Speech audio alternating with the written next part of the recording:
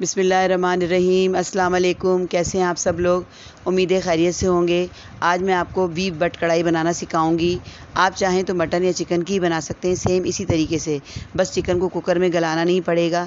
तो चलें शुरू करते हैं। सबसे पहले कुकर में 1 किलो गोश्त डालें। 2 अदद मीडियम साइज़ के रफली प्याज काट कर डालें। 2 टेबल स्पून अदरक लहसुन का पेस्ट, 1 चम्मच पिसी लाल मिर्च, 1 चम्मच धनिया पाउडर, आधा चम्मच हल्दी पाउडर, नमक हस्बे ज़रूरत डालें। पानी 2 गिलास डालकर अच्छी तरह मिक्स करें। 4 अदद मीडियम साइज़ के टमाटर 2 टुकड़े कर इस गोश्त के ऊपर रख दें और कुकर बंद करके 15 से 20 मिनट तक पकाएं।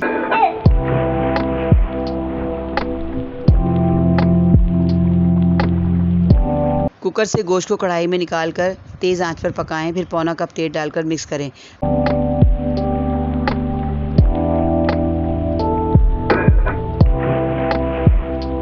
वन टेबल स्पून कुटा हुआ साबुत धनिया, 1 टेबल स्पून पिसी हुई सौंफ, 1 टेबल स्पून सफ़ेद ज़ीरा कुटा हुआ डालकर पकने के लिए रख दें।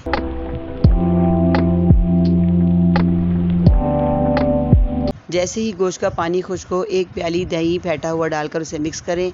2 टेबल स्पून क्रीम या घर की फ्रेश मलाई फेंट कर डालें और मिक्स करें।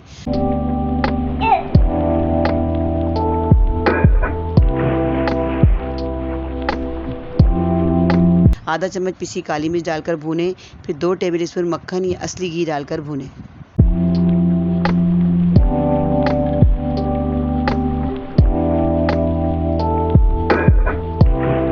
जब ग्रेवी इतनी गाढ़ी हो जाए तो चूल्हा आहिस्ता कर दें।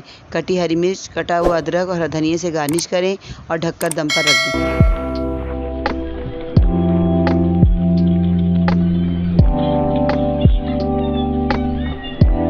मज़ेदार बट कढ़ाई तैयार है। मुनफरिद जायके के साथ ईद के दिनों में बनाकर मेहमानों के सामने पेश करें और तारीफ़ें समेटें।